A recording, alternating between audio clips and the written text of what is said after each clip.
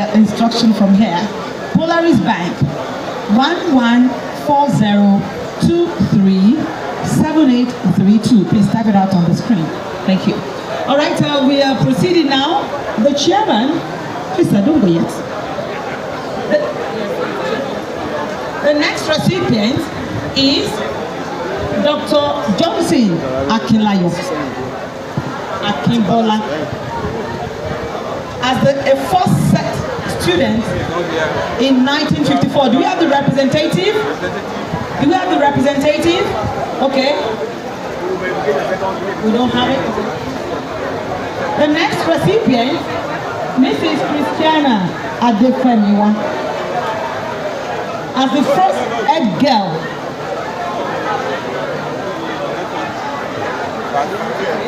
The first head girl. Is she here? You have the representative. Please turn around now. Sir. Sorry, sir. Oh, I don't know why the now. She's here. Madam is here. What's the mistake? What's the mistake?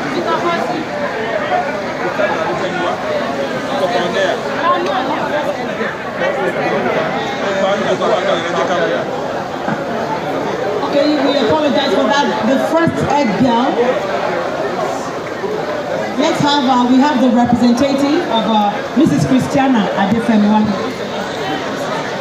Mrs. Janiola is representing her.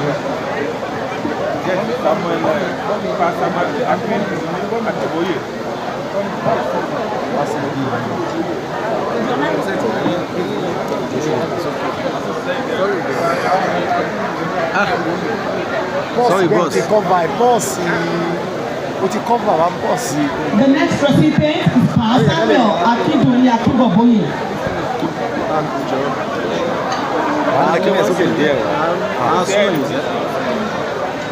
Do we have the representative? Baba is here. Samuel Akindoli Akiboboye. Okay, what about the representative?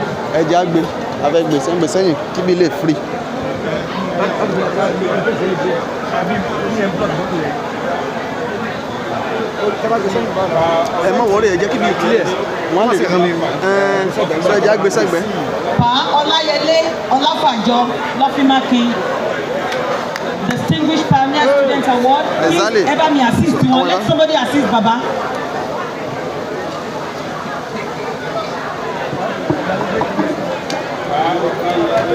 Pa admission number 22. Congratulations, sir. Distinguished Pioneer Student Award to Pa Olayele Olafajo Lofimaki.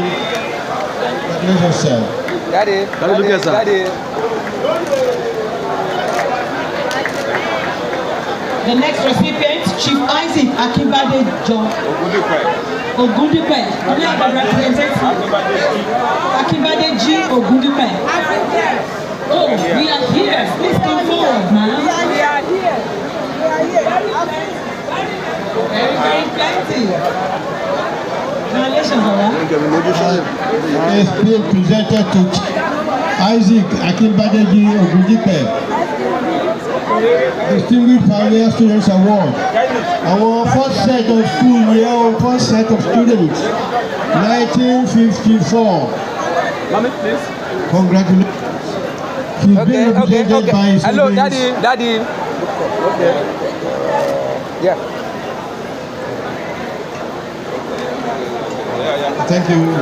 The last but not the least for this segment will be Chief Lawrence Akibusola Ogunleye, admission number 24.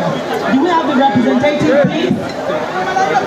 Okay, in the absence of that, we would like to invite the cultural troupe. The cultural troupe to please come forward for another presentation for Mr. Secretary, please. If you have donation, thank you very much, Lisa. Thank you, sir.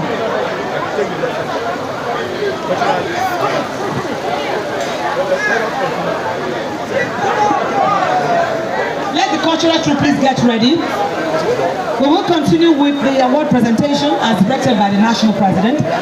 Please, if you have donation or donations, you can just wire it straight to this bank account 1140237832 Polaris Bank. We're going straight to the Distinguished Alumnus Award. Distinguished Alumnus Award. The first recipient, Emeritus Professor Francis Fajemiroku. Emeritus Professor Francis Fajemiroku. Do we have the representative? Emeritus Professor Francis Fajemiroku. The next one, Chief Sunday Ehindero, CFR. Chief Sunday Ehindero, CFR, please. The President, Dr. Adewaku, will do us the honor by doing the presentation. The chairman can sit, go and sit down so that you can relax.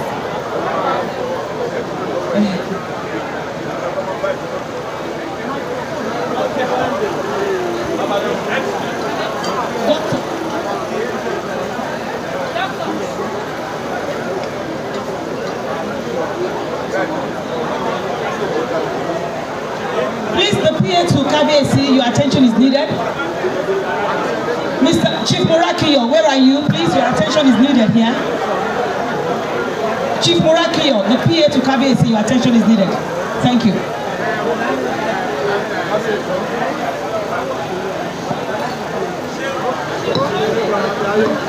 KBAC,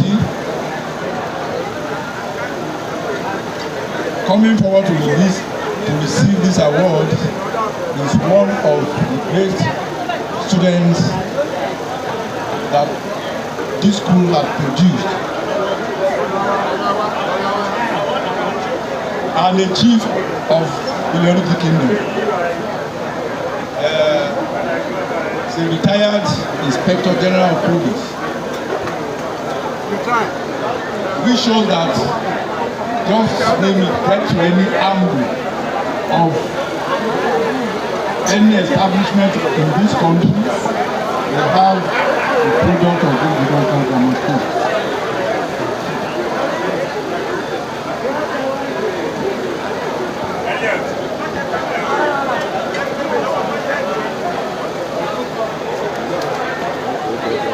On behalf of Golugio Students Association to commemorate this 70th anniversary,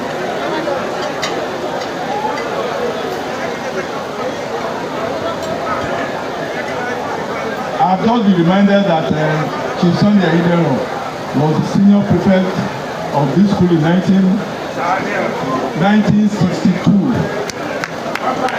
So he deserves this award we are giving him.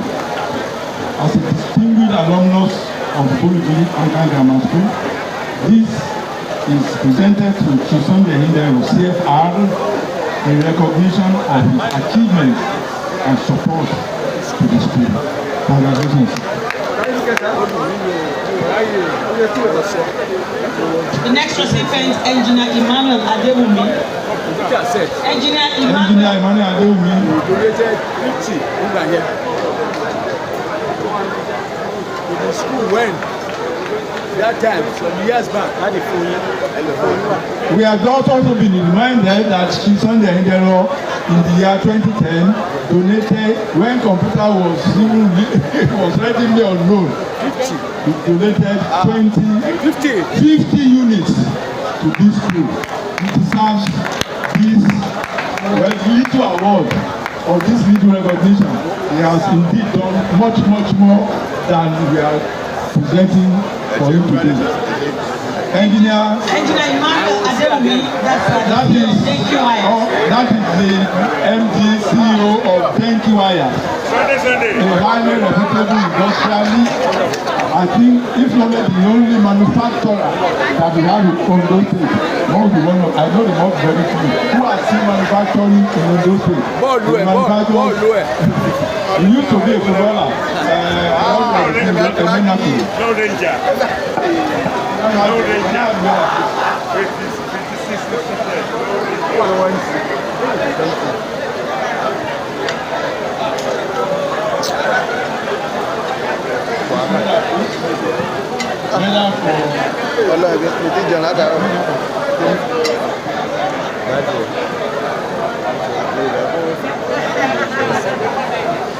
Kábíyèsí, distinguished ladies and gentlemen, on behalf of all students of this school, we want to honor one of our own as a distinguished alumnus of this school.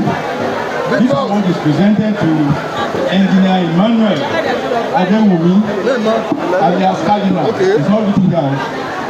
In recognition of his achievements and support to the school on this day, 23rd February 2024. Congratulations. The Cardinal. Thank you, Wires. Congratulations, sir. The next recipient is the Right Reverend Amos Fagbamiye, retired. Right Reverend Amos Fagbamiye. Do you have him here or the representative? That's the next recipient. Okay. Baba Bishop.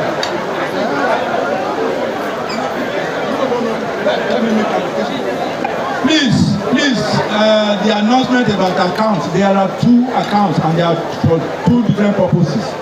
And please listen attentively. There is an account for the development of the school. There is another one for the endowment fund being launched tomorrow. We will get the correct bank accounts for the school development for the anniversary. We have room for that. Specifically for the book launch and the endowment board tomorrow, there is another account which will be specified and people will know where to pay to, where they want to pay to.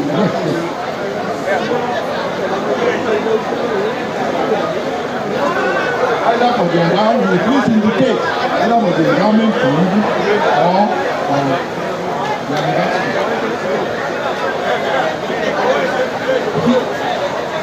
Here, Kábíyèsí and our distinguished on the high table, standing before us is the Right Reverend Amos Fagbamiye, retired. You will be interested to know that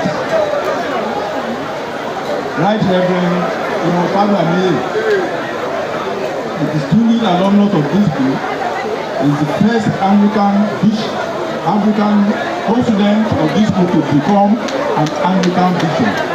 He was not even he didn't even serve in Nigeria.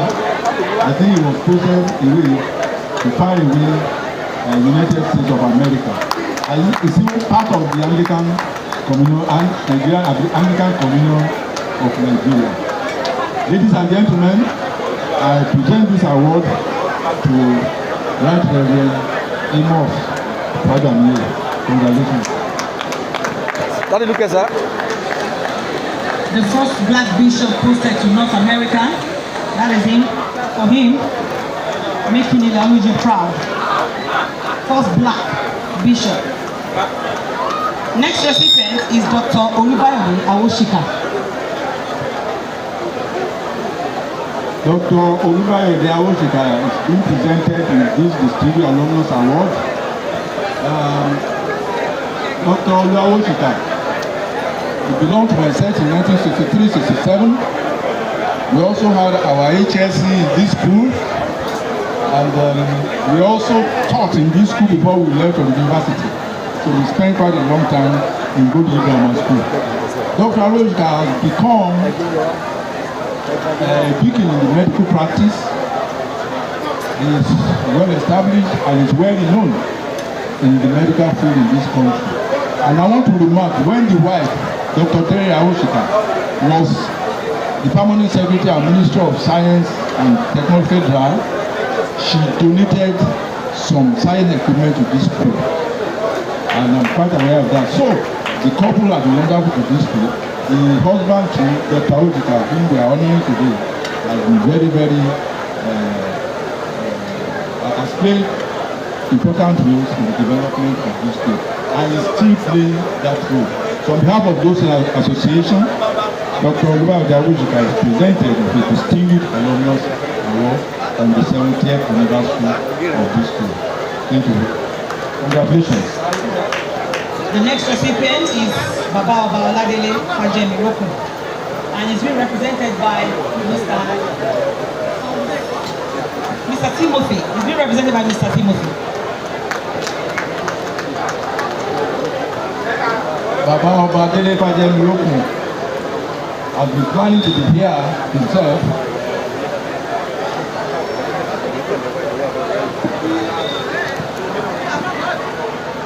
Quietly been doing wonders for this school and by extension in the community. He is very, very proud to come to this school and he always says it. But for the fact that he came to Golden Grammar School, probably he would have been what he is today. He is always saying it. And today, we are also feel very proud to honor him on this occasion of the 70th birthday. I had mentioned earlier on the role he wanted to play and is still wishing to play in this school. And also for information, he is the chairman of tomorrow's launching of the book and the endowment fund being instituted for this school. On behalf of those association, I present this to Baba Oba Oladele Fajemiokun. Congratulations.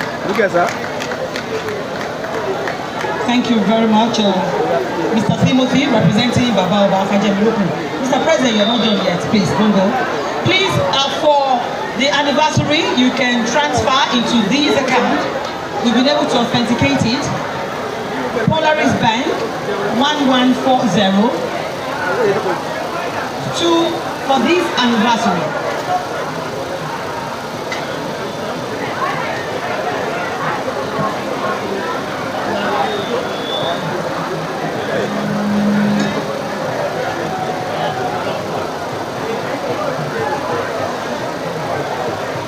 Mr. Principal, please, we are waiting for you, sir. We are waiting for you, sir. Mr. Principal, sir, we are waiting for you, sir. Give us the right one, please. Should I go ahead and announce? Should I?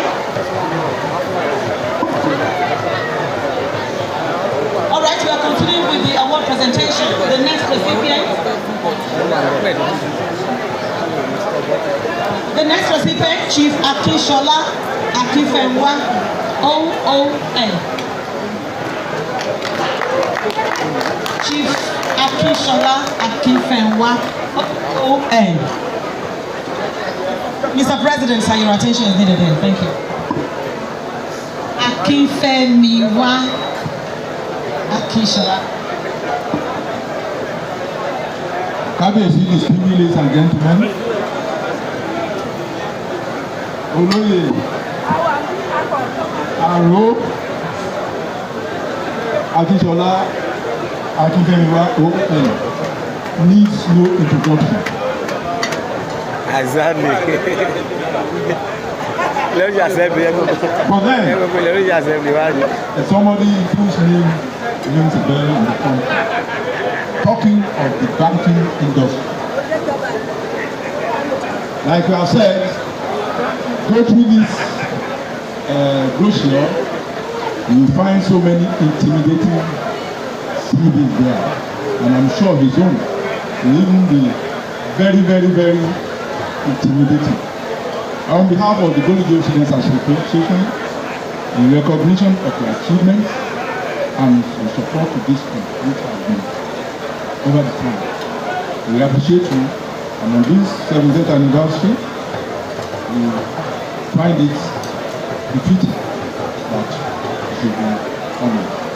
On behalf of the old students, we say congratulations. Congratulations, sir.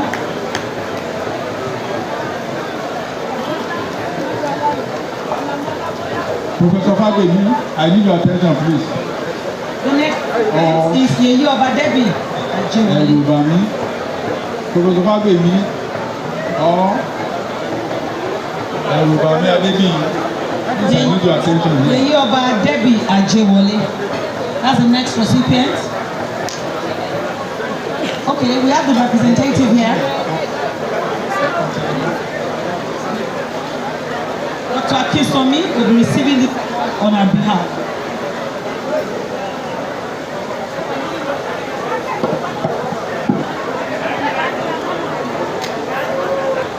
Kábíyèsí, distinguished ladies and gentlemen, she came to this school for her HSC,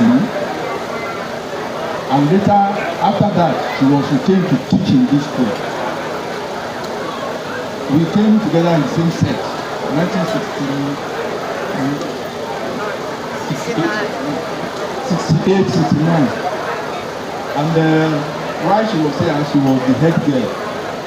And ever since she left this school, she has not forgotten this school. She's a member of the Golden Grammar School Impact Group that I earlier talked about. She is one of our vice presidents in the National Influencer Association. And as a matter of fact, as a member of the Impact Group and the National Executive Committee, she has played wonderful role. And the old students of this school have decided to honor her today with this award of distinguished alumni. Presented to you by Debbie Adiwole, she was the brother of Jordan. So those who are very proud to remember that name. In recognition of her achievements and support to the school. On behalf of this student, I say congratulations.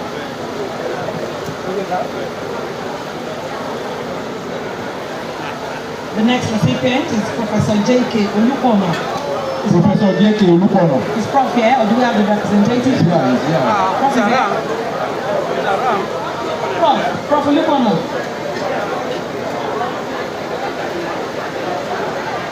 He's around. Prof is around. Okay, please can we get him? Professor Olukono is here. He's coming, okay. And his wife, okay.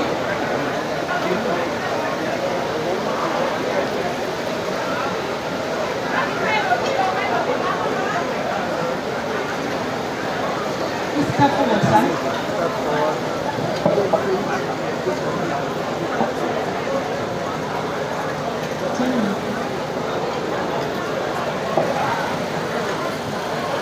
That's wow.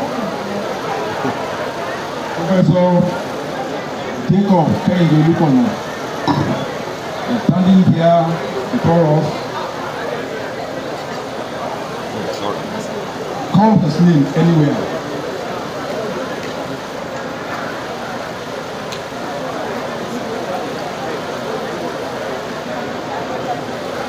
Nobody is here who doesn't recognize that name. Not only in Nigeria, outside Nigeria. As at present, a professor at Harvard University in the United States of America. Again, go through the brochure, you find intimidating CVs of products of Golden Grammar School. We are very proud of him. On behalf of those students, present to him this distinguished alumnus award to Professor J.K. Olukono. Recognition for great achievements and support and love for Golden Grammar School. Congratulations. Congratulations, Prof. Award. We have finally resolved the issue of the account number, so you can do transfer to Polaris Bank 1140-238822. 1140-22 Polaris Bank. The next recipient 237832. 1140-7832. The next recipient is Professor Adebisi Balogun. Professor Adebisi Balogun. Professor Adebisi Balogun. It is your turn. Professor Adebisi Balogun.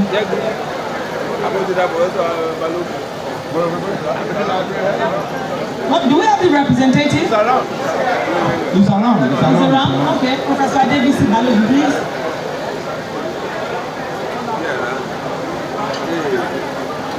Can you see the scene, ladies and gentlemen? Professor Balogun is standing before us. Many of us may not even know why we are even honoring him. Golden has produced so many great men. Yes. Thank you very much. So many great men. The first person, all students, somebody that passed through this school and became a vice chancellor is the very first product of this school. And I think such a person deserves to be honored. Professor Balogun is standing before us. He was the vice chancellor of Federal University of Technology in Nigeria. On behalf of those students, we recognize the achievements. We have presented this award as a distinguished alumnus of this great school in recognition of the achievement, support and love to the school. He spent 2 years for his HSC here, but to him, it's like he has spent his whole life in this school. Congratulations. The next recipients, this award is going to the husband and wife. Yes, we will bring them together. I want we not separate them. Dr. Akintunji and Mrs. Caroline Olufumilola Akintunji to please come out. We will separate them. What God has joined together, Boluji Award will never put asunder. Never. Dr. Akishofumi Akintunji and Mrs. Caroline Olufumilola Akintunji to please come forward for their award.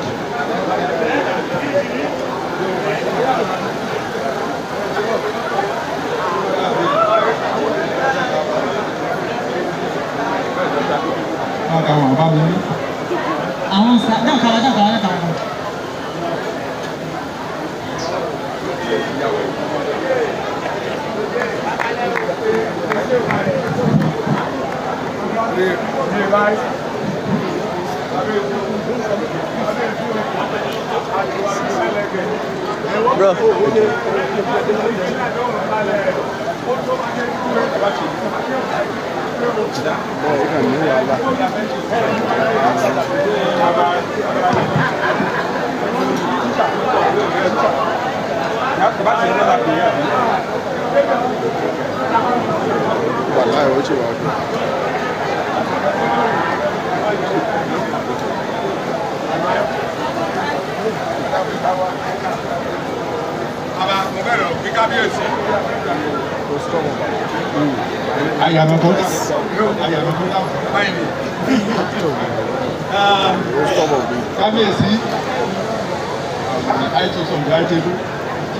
Ladies and gentlemen, we are presenting this couple and giving them award today. The school is all students, especially with recognizing them for what they are to this school. As all students that pass through this school, why we all know the educationist, the proprietor of one of the best private schools in this country. We are proud, very, very proud that she passed through this school. She, on behalf of the Old Students Association of Bulgaria Grammar School, we are recognizing her with this distinguished alumnus award, alumna, the lady, the female, distinguished alumna award presented to Mrs. Caroline Olufumilola Akintunji in recognition of their achievements and their mission and support and love in this school.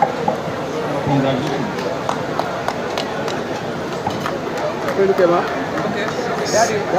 Daddy. Ladies and gentlemen, this couple deserve an applause. A resounding one for that matter. A resounding one for that matter. Now we come to the husband. I always say something. This award we are given is not by sentiment. We did some homework before we came up with the people we are awarding. Well, God has joined them together. This is an indication of that situation, that this couple, God has joined them together in every way. honoring husband and wife all at the same time. Kábíyèsí, Dr. Akintunji is an eminent and successful medical practitioner, a product of Goldianka Grammar School. Again, look at the brochure. The CV you find there is equally intimidating. If I want to start, I can read them up here, but there's no time for that. My brother, my good friend, on behalf of Goldianka Grammar School, we are presented with the Distinguished Alumnus Award in recognition of the achievements, support and love of Goldianka Grammar School. Congratulations. The next recipient is, we are trying to readjust this. Okay. We are going to the Excellent Teachers Award, and we shall be inviting Pat Jacob Adekowo. Kábíyèsí, distinguished ladies and gentlemen, we don't want to keep our daddies here. We don't want to keep them sitting for too long. One of our teachers is here. I have earlier made some comments about him. The angle O and the angle A, which must be equal. The time to become that. Kábíyèsí, here standing before us is Mr. Jacob Jalade Adekowo. Our geography teacher in those days, but he taught us geometry. It was geometry class that we as troublesome students gave him that name. He really taught us very well and did very, very well in mathematics. On behalf of both those students, I am very grateful for him, and we believe and we feel that today to be honored with Excellent Teacher Award for what you have to us in those days. The recognition of meritorious service for Goldianka Grammar School. Congratulations. The next recipient is Pastor Wole Oladiyi. Pastor Wole Oladiyi. Pastor Wole Oladiyi. When you talk about the origin of Christ, you will definitely mention that name.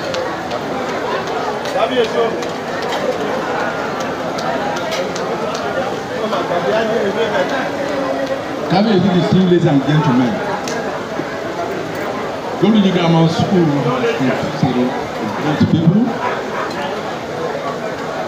and we are always very proud when we hear their names.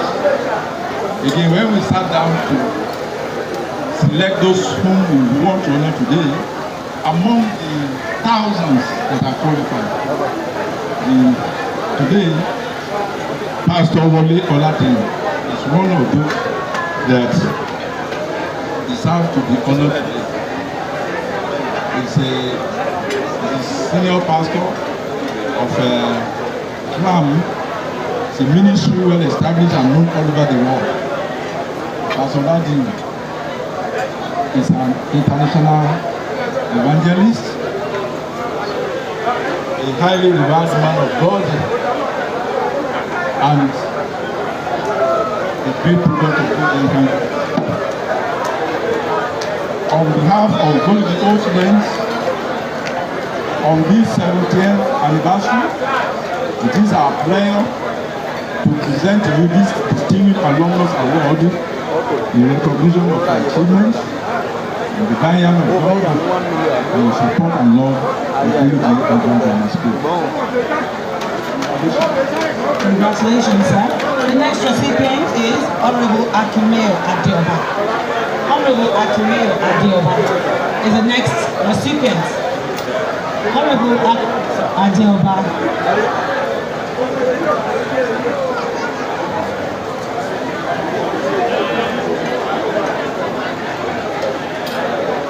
Distinguished ladies and gentlemen, we have greetings from one of our old teachers, Femi Fashuni. He has written a very beautiful article for us in the brochure, but today he has sent good messages to congratulate us formally.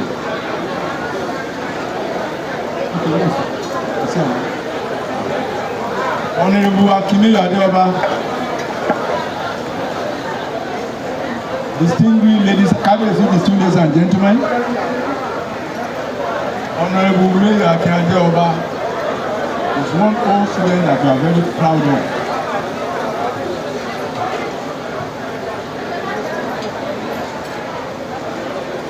In his political career, he represented this federal constituency in the House of Representatives.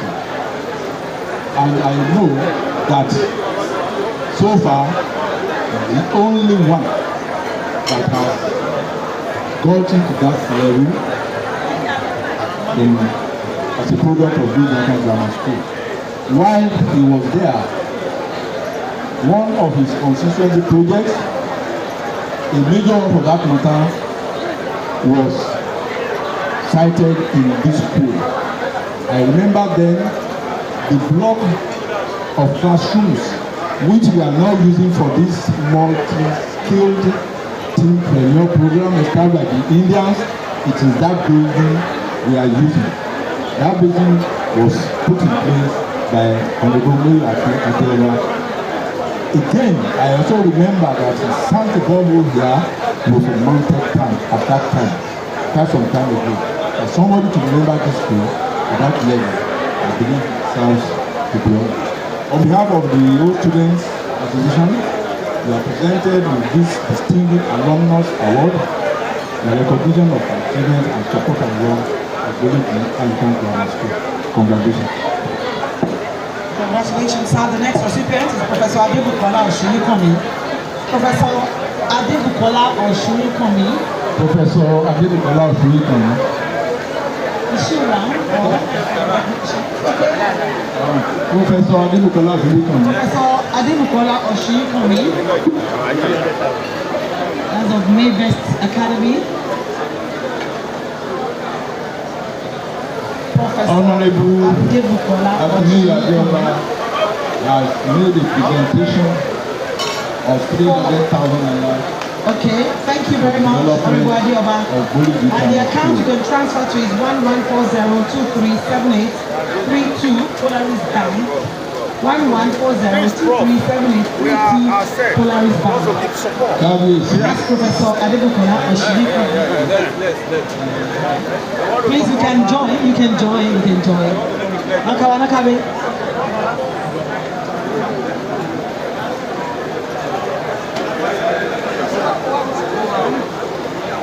Account number 114023. We are honoring our sister, your daughter, a great daughter of this town, and we are very proud that she passed through this school. She's the first female professor that Golden Grammar School has produced. She deserves this honor. On behalf of Golden students and Grammar School, we present to you this distinguished alumni award in recognition of your achievements, not only academic but in other areas, and your love and support for this school. Congratulations.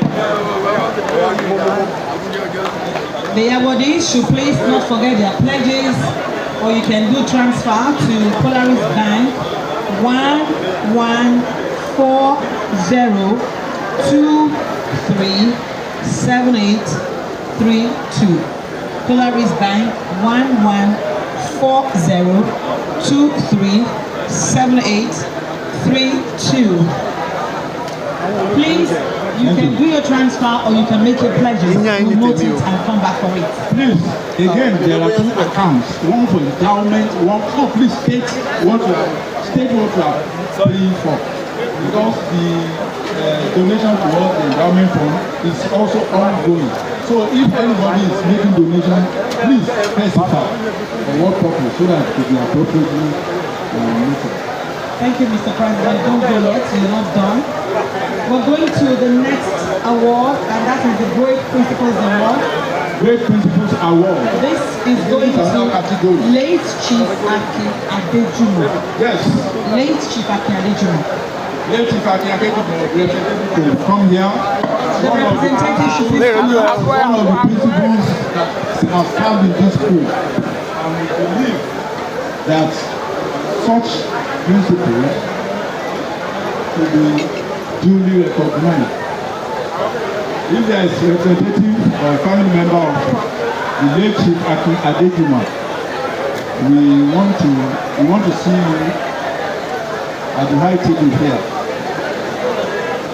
The next recipient is to late Chief Shomo Aino. Late Chief Shomo Aino is also one of the principals that passed through this school. One thing about principals, different generations of students that passed through school had different principals at different times, and they all made their impact on their students. So these are some of the principles that have passed through this school. We have Chief Aki.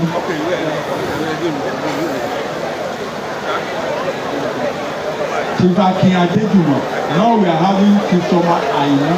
Many of us may not know them, but there are students who were here when they were principals, so they know the work of these principals. Chief Shomo Aino, any representatives? Okay, please, we're going to the next one. Late Chief R.A. Fayoshi. Another of such principals is Chief R.A. Fayoshi. Oh, beautiful. She's represented by her daughter.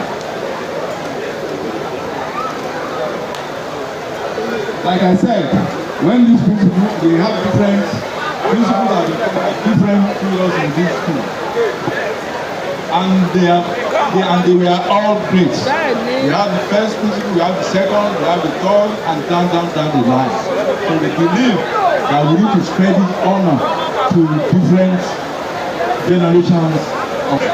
Gabriel is one of our great principals, and that is the Great Principal Award to Chief R.A. Fayoshi in recognition of his comfortable and meritorious service to duly the entrance of the school while he was here. Congratulations. The next recipient is late Chief Francis Ogundayomi. Late Chief Francis Ogundayomi. Late Chief Francis Ogundayomi. Chief Francis Ogundayomi. Chief Francis Ogundayomi. Olivia. Chief Francis Ogundayomi was one of the great principals here.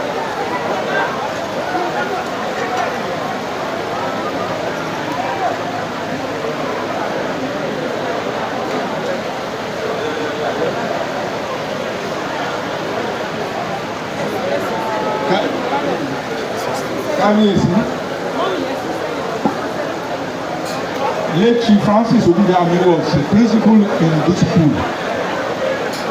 Again, he was not the only principal that passed through this school, but we are honoring him today.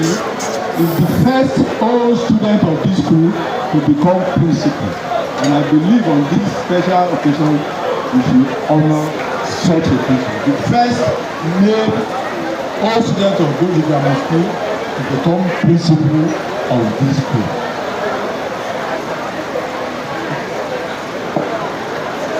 Somebody is mentioning, say while he was here, he was such a brilliant student among the set that he got double promotion. Again, he said congratulations. The next award goes to Mrs. Margaret. Mrs. Margaret Akindamini. Margaret Akindamini. She's being recognized. Mrs. Margaret Akindamini. Do we have the representative? I know she's here, the representative. All right, we'll go to the next one. We are recognizing this woman as the first female old student to become principal in the school. Mrs. Margaret Agindamini is being recognized today as the first female old student to become principal in this school. On behalf of the old students, we are very grateful for what she did while she was principal here, and we are presenting this award as Great Principal Award to her in recognition of her unforgettable service to this school as a principal. Congratulations. The next recipient is Pa Matthew Ikuyimin. Yes, we are now going to the non-teaching staff. We are now handling the non-teaching staff. And one of them is Pa Matthew Ikuyimin. She was our bossa in those days. She was a bossa in this school.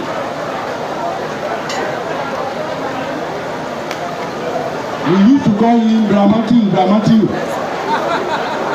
Not knowing that we were told not to be our fathers, but we were always called Dramatu.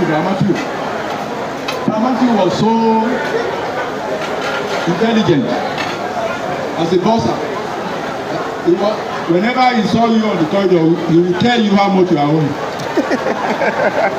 He will tell you how much you are owing. So we believe that among non-teaching staff, we should be able to recognize people like that. It's late, but then it's living. He lives forever among us. On behalf of those students, we want to present an amiable staff, non-teaching, in Goldji Grammar School in recognition of this meritorious service to the school. Next recipient is late Pa Joshua.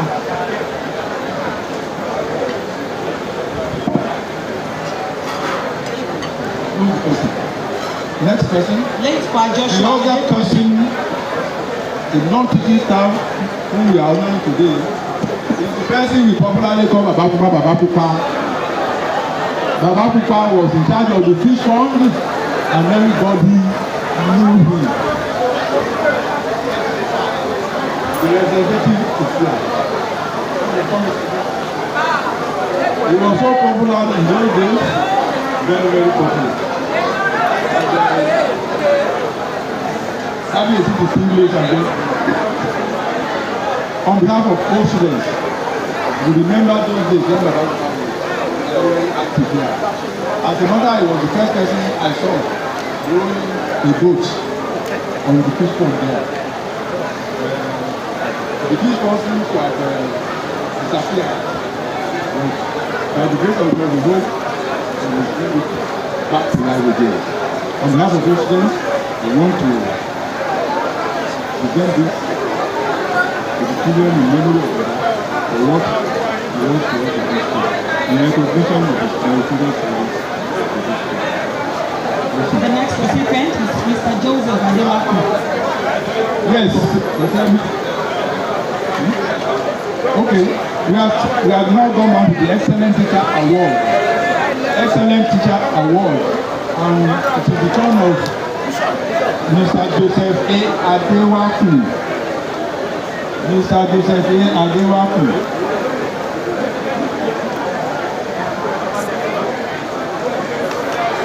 In the family, we used to call him Baba Geneva. And I will tell you a few things about Baba and why we are even honoring him today. Kábíyèsí o. Kábíyèsí o. The man we are talking about, the late Mr. Joseph Akinrinola Adewaku, is the father of the Olori. So please, you can now work out the mathematics. What Kábíyèsí is to that man. Kábíyèsí, you are welcome. Invite into peace.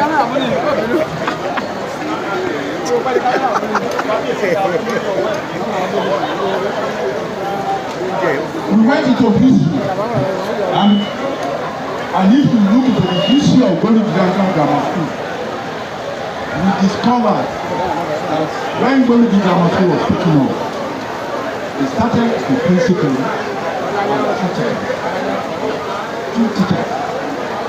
One, then Mr. Olawale. The second person was our daddy, Mr. Joseph Atewaki. When we discovered that, it is there in the history of before the two teachers left for Puerto Venerable Oni came back to teach. But our other highly regarded teacher that molded the students, some of you whom we are honoring today, believe also start today for nurturing those pioneer students at that time.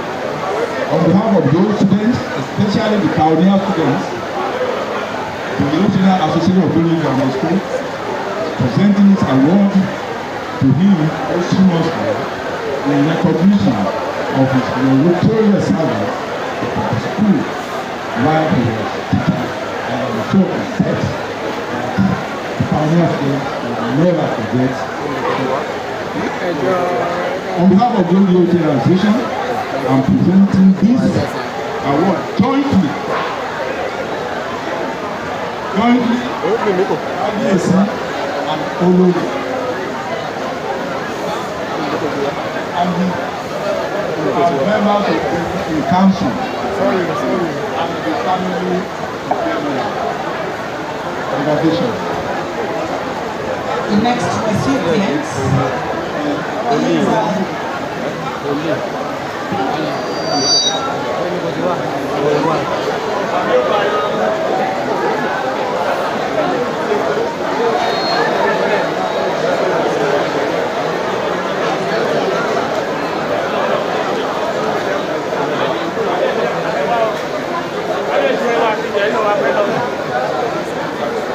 recipient is late Mrs. Victoria Umi.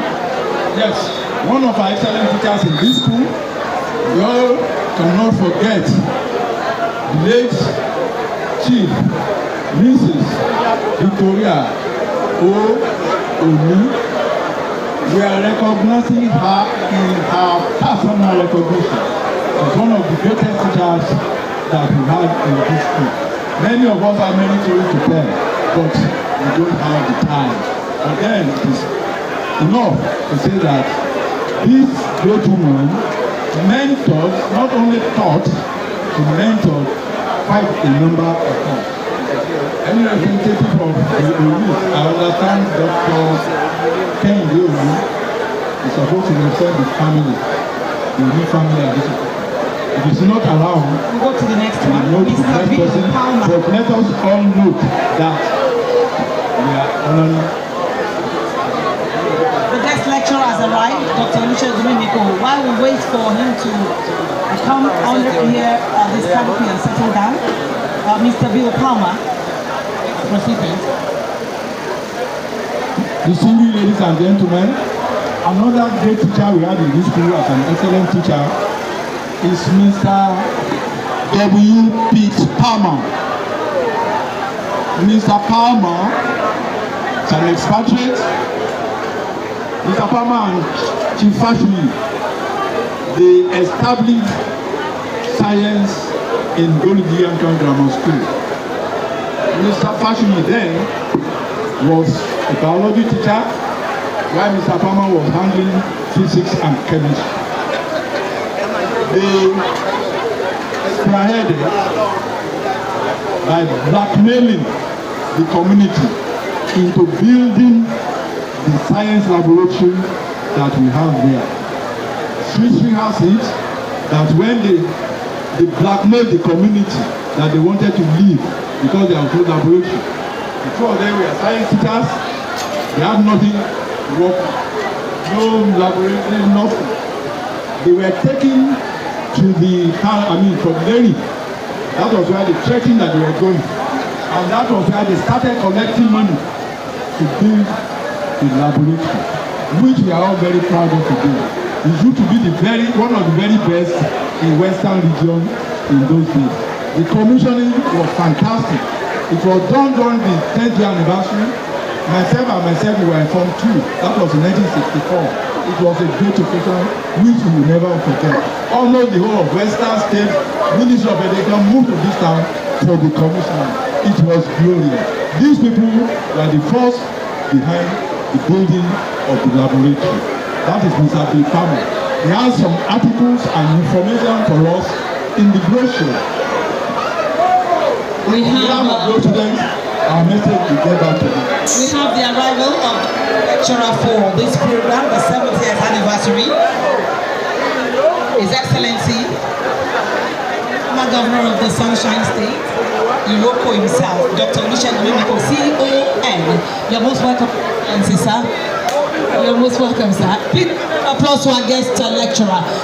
He's a guest speaker today. He will be informing us. We are not just here to,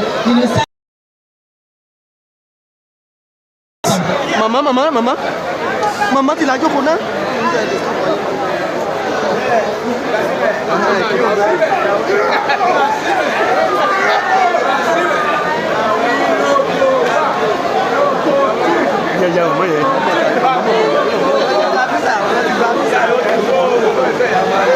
In company of His Excellency, the former CPS, Mr. Eni Akishola. Mr. Eni, we thank you for coming.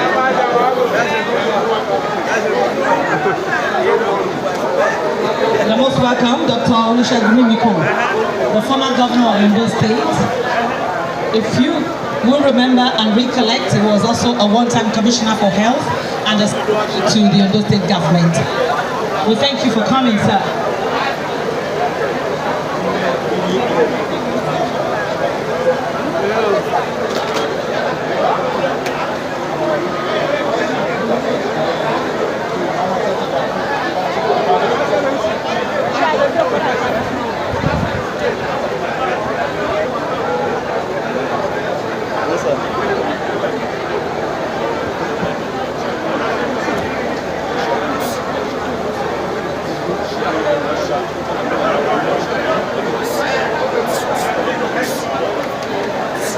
We want to quickly wrap up the award presentation. Pa SM Fadayomi, and once we are done,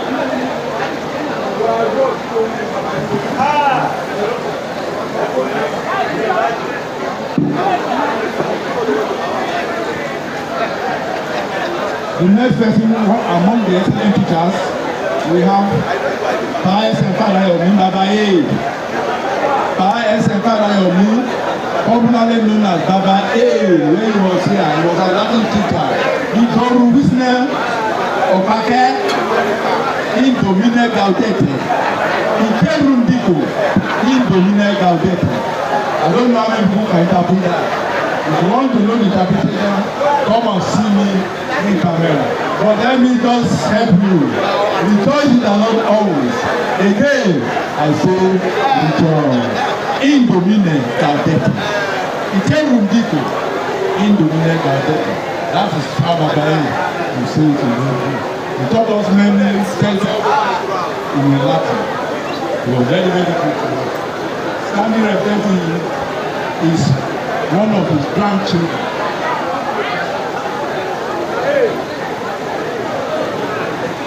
He is Olumilewa Fadayomi, the grandson of Baba A. He's an excellent teacher. And now for good deal students back in my school, we are presenting you with this excellent teacher award in the recognition of the victorious service to this congratulations. That is on my A. We had Baba A. This is on my A. the next recipient is Paile Akibule.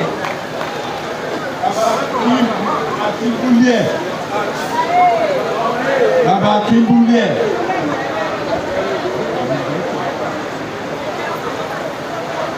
Again, we went to history of this school, and we discovered there are some people that made impact during their time on the students. One of them is Baba Ile Akinbule. I personally went to Kabul this time. As he said, almost 100 years, still quite sad. Many people not. We spoke for almost 1 hour, and we believe that this person, who was another teacher that also made impact in this school, he told me a story along the line. He said his firstborn was born in this compound, and that he was not even around. He went to town for something. Before he came back the following day, the principal and the wife took delivery of that baby. Again, on behalf of all students, many of us do not know. We want to give Baba this award in recognition of the next recipient is Mr. Temilade Johnson.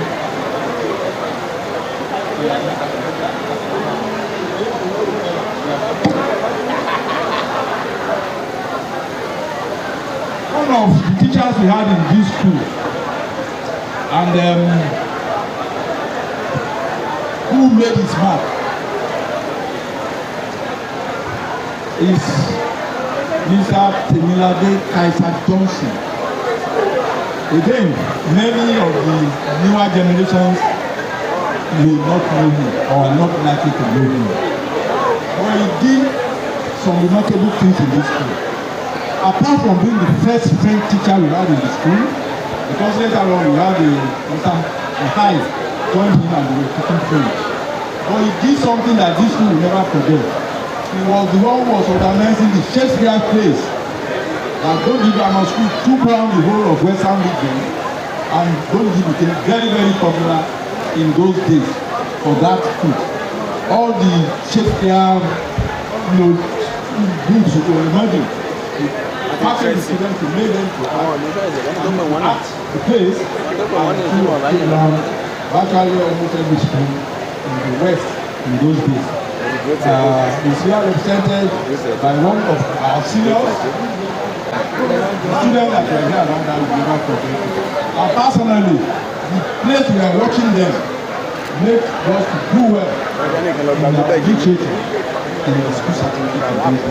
On behalf of those association, we are presenting this to the Minister of Consultants.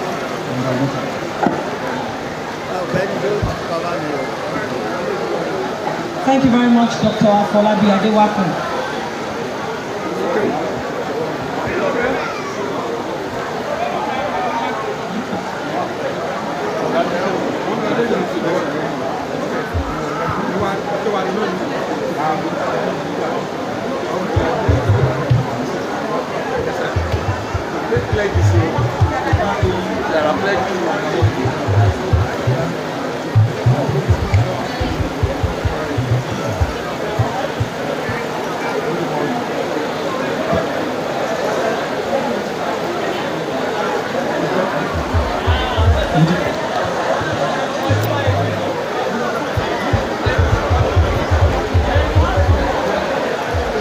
Thank you, Dr. Afolabi Adewakun, the president of the OTA. Yes, you need to go and sit down and take enough water.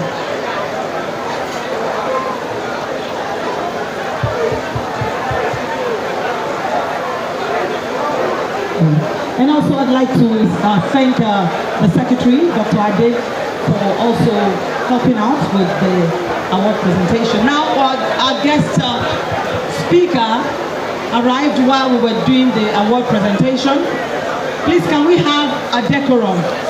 Please. And the guest speaker for the 70th birthday anniversary of Boluji Grammar School is no other person than the former governor of the Sunshine State, His Excellency, Dr. Olusegun Mimiko, CON, Iroko himself. And I'm sure you're wondering why he's coming now. It's simply because he must and needed to attend the burial ceremony, the demise of our dear former governor, Aketi. Your Excellency, sir, We thank you for coming one more time as we invite you for your presentation. Yes, sir. Please, a big round of applause as we welcome the guest speaker.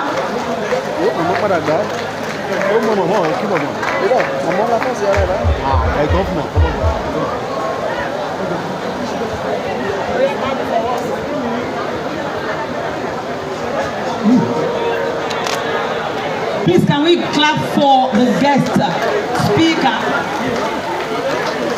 Please, let's clap for him and welcome him to our midst. Up school! Up school! Up school! Nothing but the best. Up school! Yes, you're most welcome, Your Excellency. Thank you very much, sir, for coming. Sorry, okay. Oh, yeah. Can lo stage mi torí background. Ẹ jẹ́ kan lo stage mi torí background. Sorry, ṣùgbọ́n má bàbá yẹn kábíyè sí mi lọ. Tó bá wà ń bì, ṣùgbọ́n ó mọ̀ bẹ̀tẹ̀.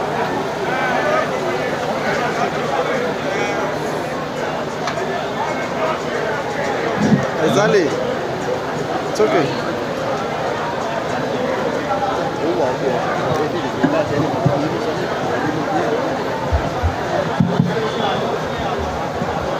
All right.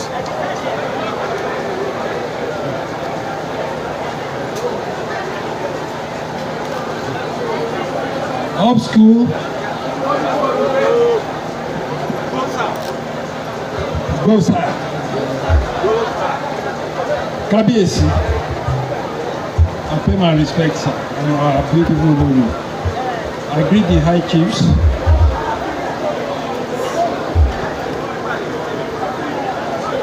Our Lord spiritual, sir. I greet you.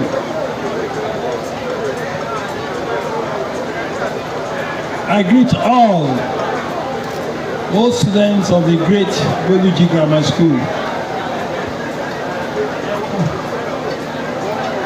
I think eventually, Mr. President, I will have to submit a copy of my lecture.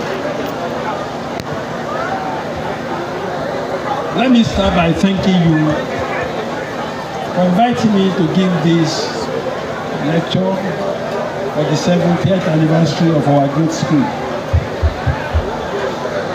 When the chair president said I should give the lecture, I said, look, you have eminent professors. At least I know of J.K. Olukona, who is an erudite scholar and also a fellow of the American Society of Humanities. But since he chose me, I knew that he chose me because I'm a politician. There can't be any other reason. And since he gave me the liberty to choose whatever topic I wanted to talk about, I just decided to tickle your imagination about the state of our nation, my own perception of it, and what I think should be the way forward for our country. I have a 12-page lecture here, but I know that you don't give lecture after lunch. So I just come briefly to this, and I avail Mr. President of a copy of my lecture. Okay, yes. This is a critical assessment of the state of our nation. And I started off by bringing us back to what Nigeria used to be at independence.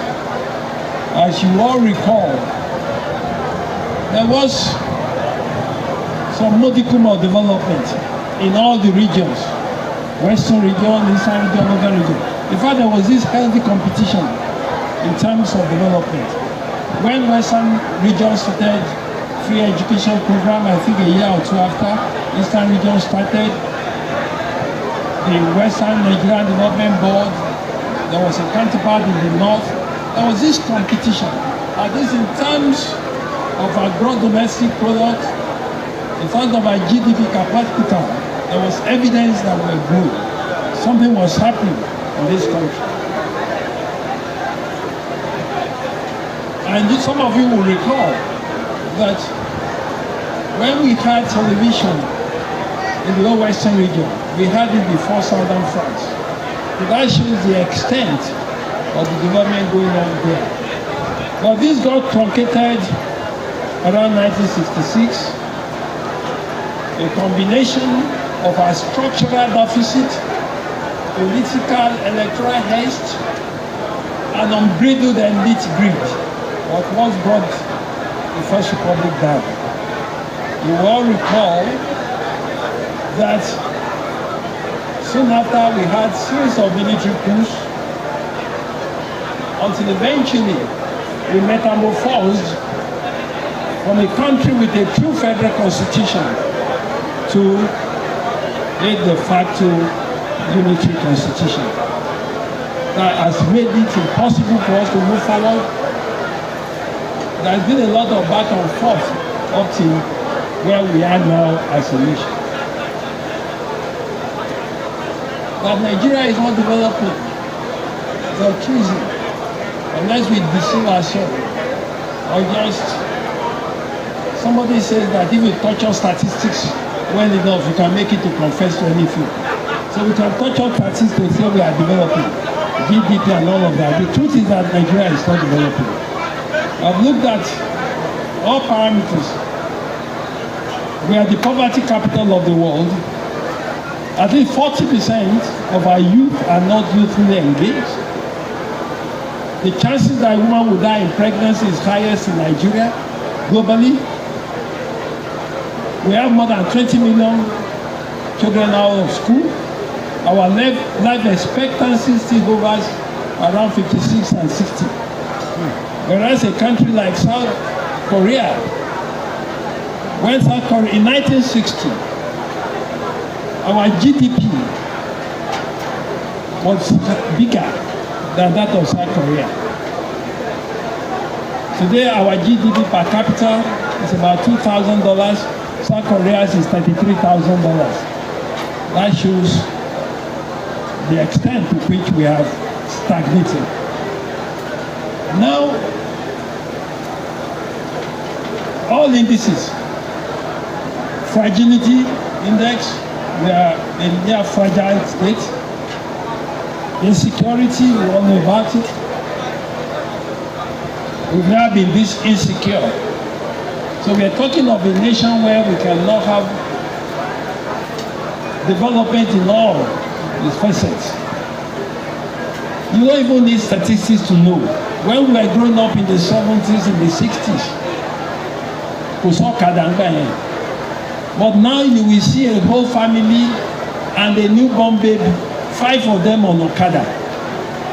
That emblematizes the extent to which we are sunk as a nation. Some of these younger ones cannot imagine there was a time where taxes was all over the place. Or look at the situation in our universities. Then you will pity Nigeria as a country.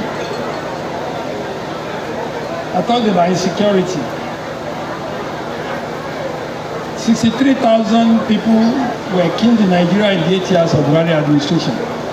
63,000 people were killed in 8 years of Buhari's administration.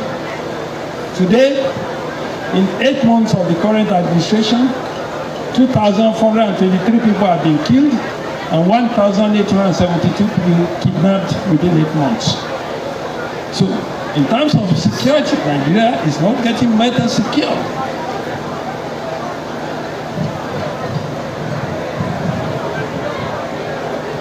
And all of these problems are intertwined. Our solid mirrors get stolen every day. It's been reported. There was this recent ECOWAS conference. 91% of Nigerian mineral resources get stolen on a daily basis.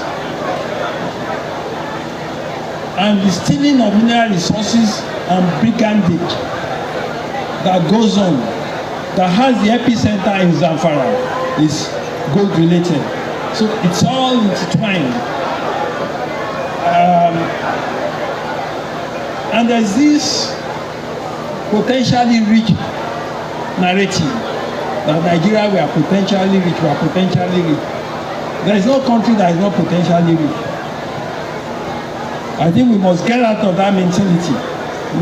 There's no country that is not potentially rich. I think God has deposited everything for every nation to get rich. It depends on what to do. Daddy Adeboye recently pointed out that the leaves that transform the water of Mera from bitter to dark as in Exodus. The leaf has always been there, but it took knowledge and inspiration to transform it. Every country is potentially rich. And I give an example of Djibouti. Djibouti is notably poor in mineral resources and agricultural landmark, unlike most African countries. Absolutely poor. But its strategic position at the connection between the Red Sea and the Gulf of Eden has given it an immense advantage in international maritime trade, which has translated into wealth. It's a country with an inland mass, there's no mineral, nothing. But because of strategic position in the maritime industry, today Djibouti has bigger GDP per capita than Nigeria and most of these mineral-rich countries. So every country is potentially rich. Let me put it right. Now let me talk about our present state. Subsidy. You all know that subsidy on petrol product was removed, and it had a triple effect on our economy. There's nothing wrong as such with removal of subsidy. As a matter of fact, there was a consensus on the fact that subsidy should be removed from petrol products. We're a country that in 2022 we spend 96% of our revenue to service debts. So there was no question about the fact that the subsidy as it obtained then was not sustainable. But the issue is that removal of subsidy should have been accompanied by some well thought out palliative mechanism that will ensure that the economy will not get caught as we are caught in the era of subsidy today. There's nothing wrong with subsidy. There's no country that does not subsidize. As we speak, the whole of the EU countries, including UK, they subsidize energy. The question is, what is the integrity quotient of your subsidy regimen?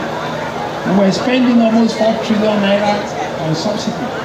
I remember a few years back, it was under 500 billion. Suddenly it jumped to 4 trillion. We're a country that cannot even say categorically the number of barrels of fuel we produce a day. I can say that of the 4 trillion subsidy then, at least half of them get exported out of Nigeria. I can go on and on, but let me just, what is the problem of Nigeria? I will just summarize. Why do we find ourselves where we are? The problem of Nigeria is not related to APC or PDP. The problem of this country dates back. And we are a people that were subjected to more than 400 years of slavery. 400 years of slavery. The mental and the psychological damage that it has done to us is still with us. This is why the average black man, whether you like it or not, we have this residual inferiority complex vis-a-vis the Caucasians. And you can't blame, if you have a houseboy who has been with you for 40 years as houseboy, suddenly to gain independence, something that inferiority. We have not deconstructed our mentality in Africa. So there is still that. It's part of our problem. And I can go on and on. Then the structure, what we call Nigeria, was cobbled together by the colonialists for their convenience. That is why you have Yoruba here, you have another Yoruba in that hobby. One is French speaking, one is, it was for the convenience of our colonialists. And that is why there's war everywhere in Africa. Conflict, inter-ethnic conflict. Because all these nation states were put together for the convenience of our colonial masters. The issue of visionary leadership and all others. But there's no question about the fact that neoliberalism, which was fostered on us after the Berlin Wall, is part of the problem that we have in terms of our development. but time will not permit me to go into all of that. But let me just say this by concluding. Let me just conclude. In closing, I argue that for us to get out of our present miserable level of underdevelopment, we must address what I call the 5 things in a holistic way. There are 5 things that we must tame if we must develop as a nation. Number 1, we must tame our psyche. There must be a new resurgence of mental dignity and confidence. A can-do spirit. A spirit that shows that you are not inferior. That there is nothing. The white man does not carry 2 heads on his shoulder. And our people abroad have demonstrated conclusively that we are not fundamentally inferior to the white race. So we must get out. We must decide that we can do things. If not, we will continue. Look, we've been producing petroleum engineers for more than 40-50 years. Best around the world. Yet we cannot even maintain a refinery.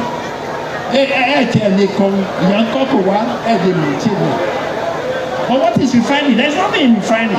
It's a question of subjecting the crude to different levels of temperature and getting what you want. In the Niger Delta, those boys do it every day. But because of our psychic state, we don't believe that it must be an Oyibo thing. So we must. Sir, we've been producing top-class engineers for how long? Yet, second Niger bridge in this century, Oyibo do Abawako. More than 80% of our capital project is being taken out of this country by Julius Berger and those Asians. What is this technology about road development? But because of this psyche thing, if we don't get out of it, we'll never develop. That's it. So we must tame our mind. That's what I call taming our psyche. Then we must tame our palate for imported goods and our elite greed. People say the naira must fall. Oh, that the naira fall. Because everything we consume, everything we put on, everything we cherish is imported. If everything is imported, the naira cannot appreciate. So we must tame our taste to suit our level of production. Then I say we must tame population. I'll give an example to show you and there's no development going on. For example, in 1960, when we had independence, in 1960 we were just 45 million people. In 1960, UK in 1960, UK was 53 million. We were 47, UK was 53 million. Today, UK is still 67 million. We are 230 million or more. So where is it? Our population is growing in geometric progression. Our development is not growing. So this is why you have a new generation of an army of employed youth. They are just there. There's no future, there's no hope. They only take to drugs and cultism and all of that. Because if we must develop, demographers will tell you about demographic dividends. Demographic dividends will only arise if it has structure, infrastructure and development to stand on. If not, what we are carrying is democratic bomb, and we pray that it will not explode one day. NSAS was an inkling for us to know what the future could be. We must tame our penchant for corruption. Need I say anything further on this monster of corruption? It has fundamentally constrained development possibility on all fronts. On all fronts. We are so endemically corrupt that we no longer even know what definition of corrupt is. Unless we do something about it, we ain't going nowhere. Our electoral system, our leadership system, the system that throws up our leaders, we must do something about it. If not, we will not develop. Because today in Nigeria, the politician will tell you it's not the performance that will determine whether he's re-elected or not. It's how much money he has to pollute and corrupt the system. Then finally, like I said, Nigeria was cobbled together by the colonials for their own interest. This is why we have more than 230 ethnic sub-nationalities in Nigeria. And you cannot rule that through a unitary system. It's not possible, it's not going to work. Those countries that are developed, we have the Asian tiger, the Taiwans of this world, the South Koreas of this world. Those countries are more or less ethnically homogeneous. 80%, 90%. In Taiwan is 90% one ethnic group. Singapore, 90%. But this is a country where the only solution is to restructure this country along ethnic nationalities so that every ethnicity can pay attention to its development. And I say this, to my mind, this is the main challenge of the Tinubu administration. When the history of this era will be written, it's not the extent of which Tinubu can, yes, they can do something, probably the economy can be a bit better. But his success will be based on the extent to which he will succeed this country. We are challenging them, we are advising them, we are encouraging them. Like the children of Issachar, we must understand the season. This is the season to restructure this country so we can move forward. Thank you for giving this opportunity. God bless you. I think you can do much more better by giving him a big round of applause for that information. And we've actually been educated. Kabiyesi, the president just told me that the street was unveiled in my honor. I take it with all humility. I want to thank the Old Boys Association, but I appreciate it. Dr. Aduaku probably does not do. It was in this eulogy that the first prophetic pronouncement that I will be governor came. Àwọn tó bá ń bẹ̀ ní ọjọ́ tí Olúlọ́yọ̀ was the minister, he was coming to the eulogy at the line up láti 9 a.m. The man didn't come until 4 and he drove kò tiẹ̀ juwọ́ sí wa. So in frustration, we went back to the hall. We were so distraught. I remember what Opako said. Opako said we should not mind him. That they deal with files. That dealing with files is different from dealing with human beings. And from the booth, I don't know. He just said, Mimiko, when you become governor, don't wind up when people are waiting for you. That, it just came from nowhere. But he was talking in spirit.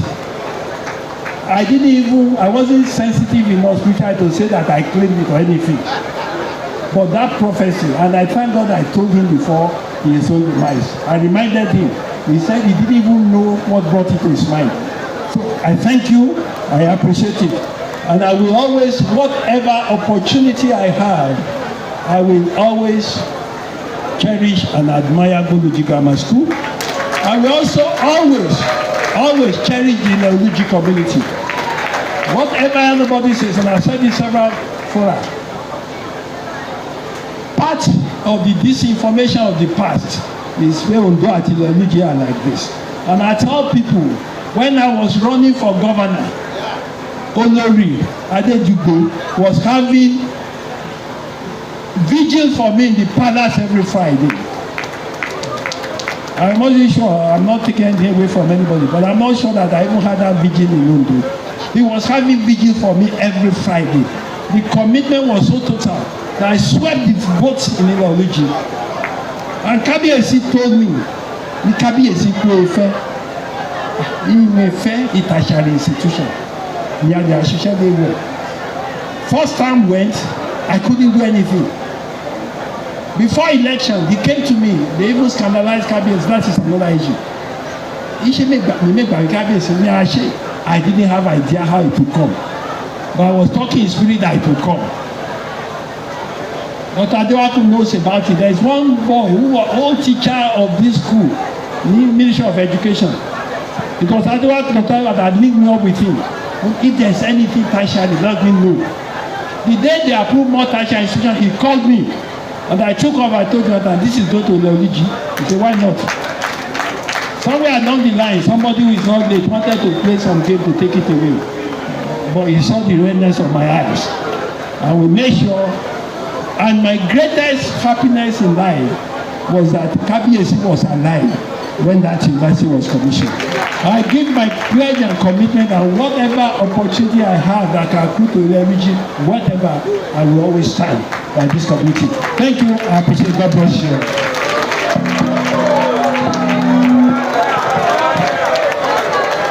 Kabiyesi distinguished gentlemen, let me appreciate Dr. Oijefon CON for the beautiful lecture. When we went to him, he said, okay, just speak, you are somebody that knows about this country. You know what to say about the country. So, say it the way you want. And that's exactly what we have done. Before he came, I said one or two things about him. Dr. Mimiko, I mentioned the case when the team from National Board of Technical Education came visiting, looking for where to start the Polytechnic. They came to Bold Grammar School, they wanted to take Bold Grammar School. And we said, no way. Dr. Mimiko stood that. There was no way. That was why they started looking for other places, and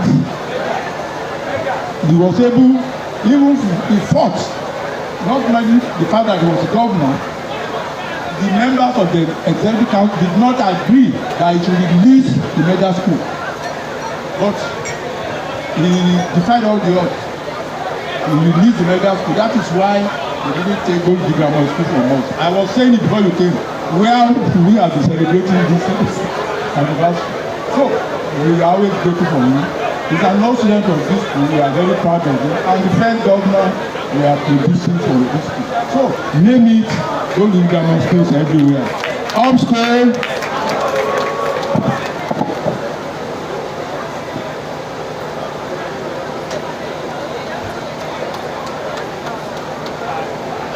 Thank you very much, Mr. President. Actually, people have been saying a lot of things there about Dr. Oijefon TV. We're talking about mega schools, you know, mother and child, and people are wondering what mother and child has done to now, but no problem, it's okay. Up school. Yes, don't worry. Everything will be all right. Don't worry, sir. We want to thank you, sir, for that teaching. It was indeed a teaching. And we are glad.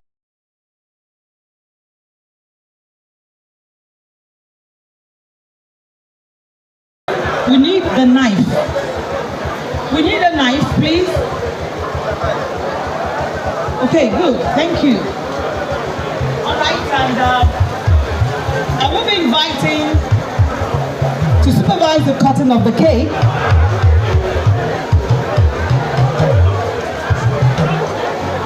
All right.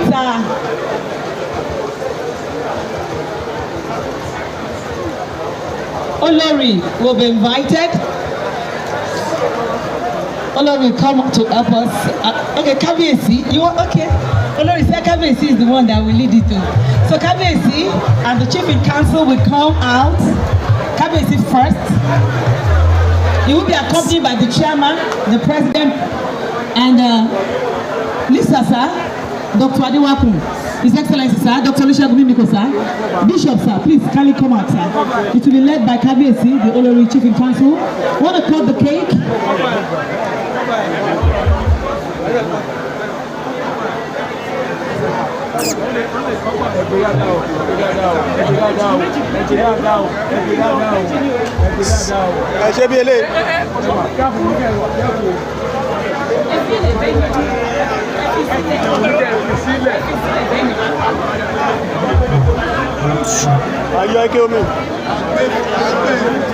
The cutting of the cake. This is being live.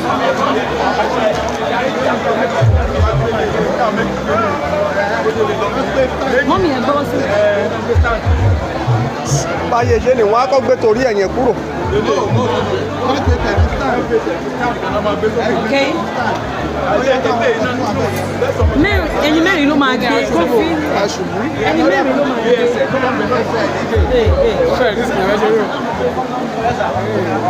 Ó jọba.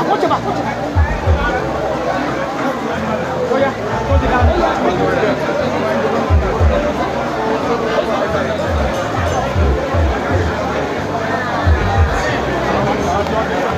Excellency, sir, the permission to Mimiko, please. Sorry, sir. Sorry. Please have a good man. We want to cut the cake now, the anniversary cake, and I'll be giving the microphone to KBC, the Chief in Council. Okay, yeah, all right. Sorry. At the pause. Sorry. No problem. Praise God. Praise the living Jesus. We are going to stand Jesus. Okay. 1, 2, 3. J E S U S.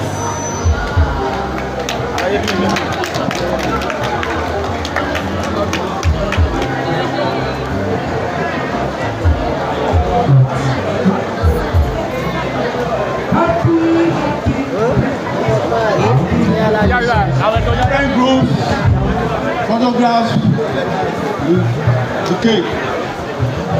Those who have photographs with the cake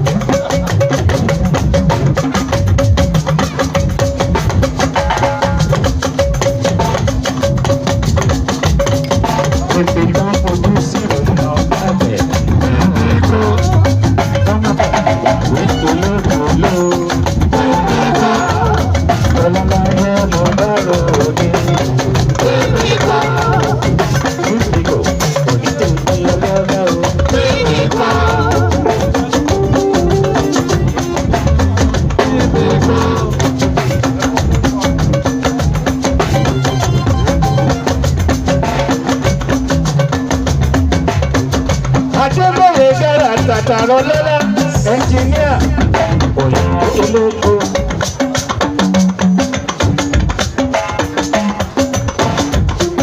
Òyìnbó eléko lé mo bá ròde.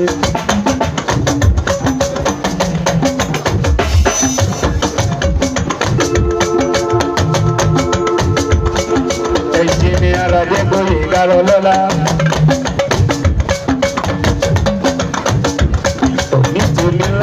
Baba ni baba.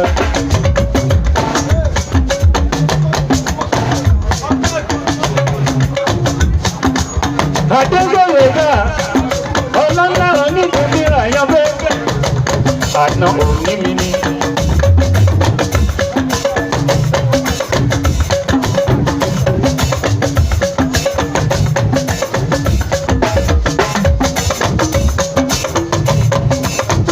Ó ti rí o.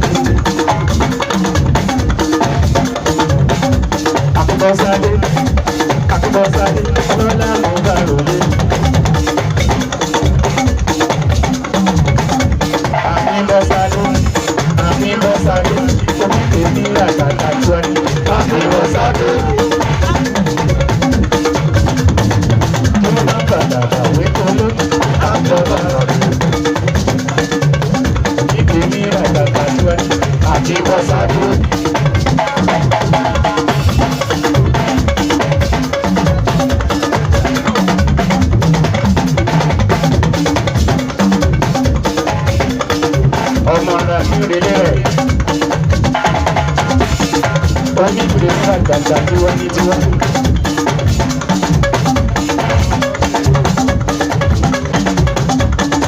Àkíyèdè rẹ̀ ọlọ́láyé mo bá ròde tó ní ìran àti òní láti ìdúró dọ́gbọ́.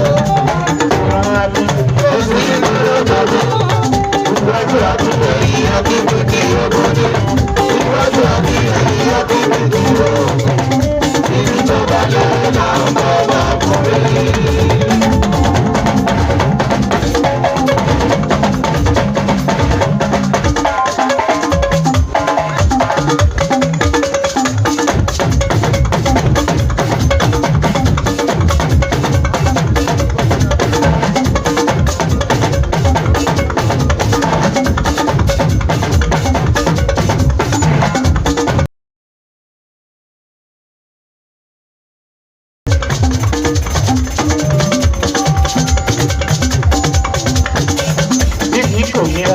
Bamba ni baba. Loko pasura.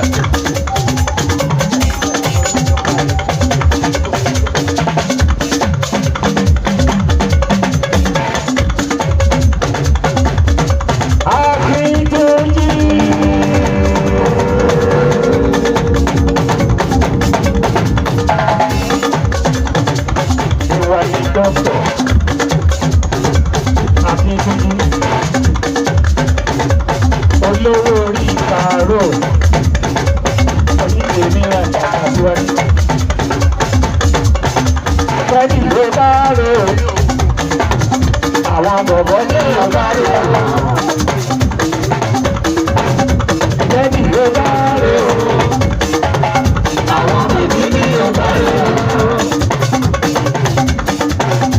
Fẹ́ẹ̀dì ló bá rò ó, àwọn bọ̀bọ̀ ní ọ̀gá rò ó.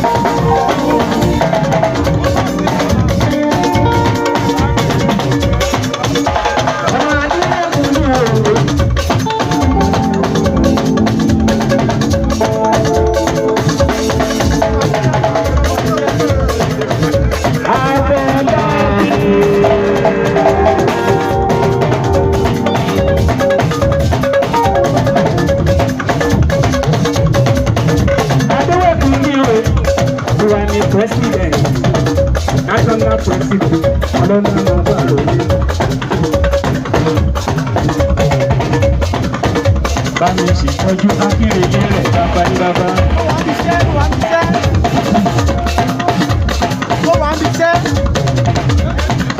Ọlọ́nà ọba lóye tó ẹ̀.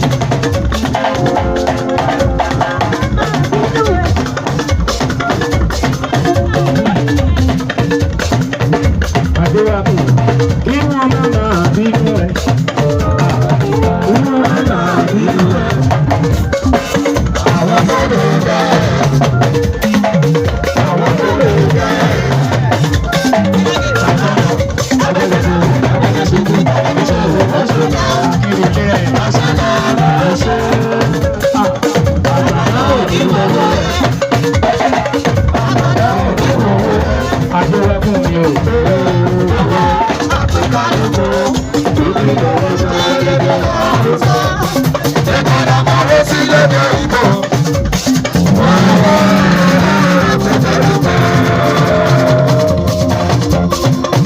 Bàbá ni bàbá lọ́jọ́kọ́jọ́, ẹ ṣe ẹ kú ìtọ́jú wa.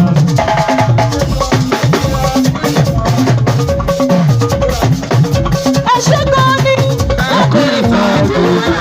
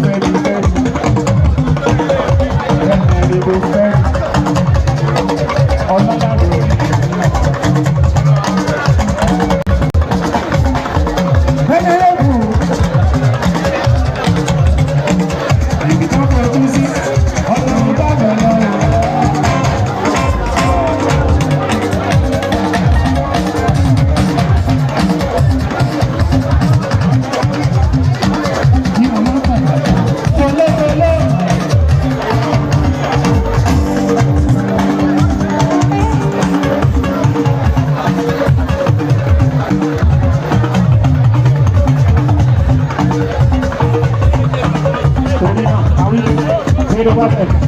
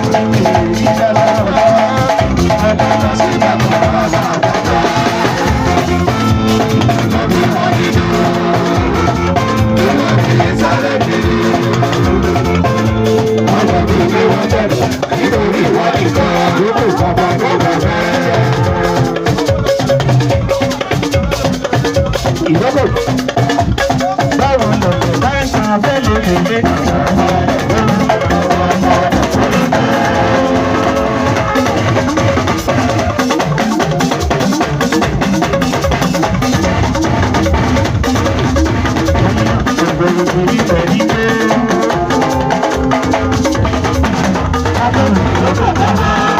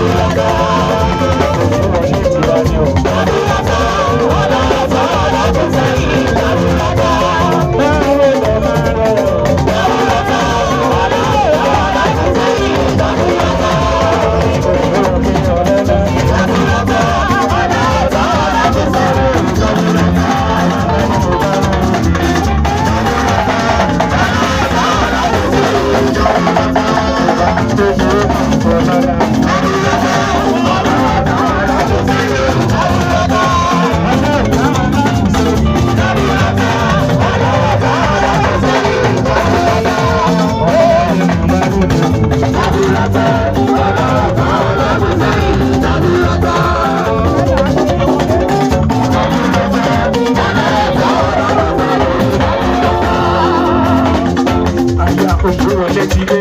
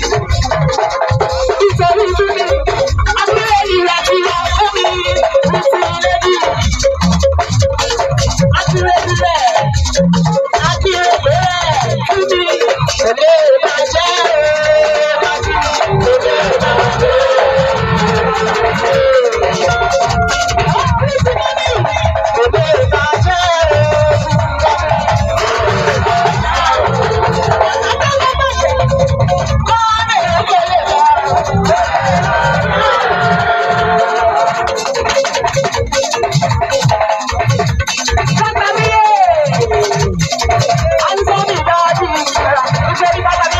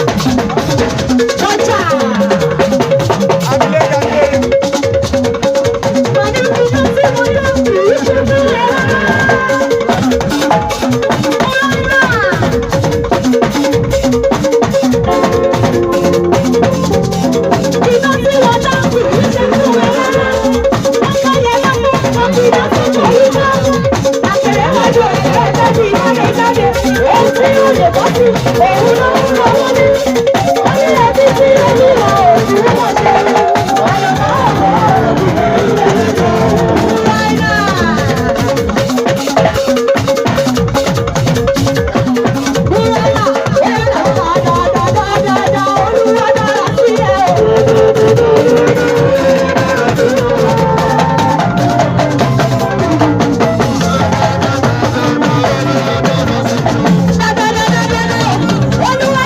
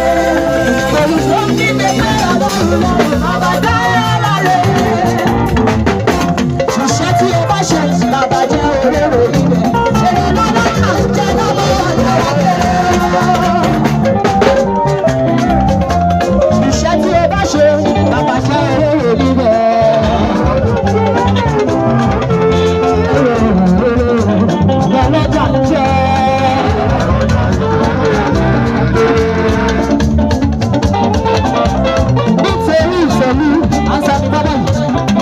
Ẹ̀wọ̀n alẹ́ náà nítorí tolú, answer me baba. Mami wípé, wọ́n máa bá ẹ lọ ní o, àwọn àjẹ́ máa bá ẹ lọ jẹ́. Wọ́n máa bá ẹ lọ ní o, tolú, jẹ́ máa bá ẹ lọ.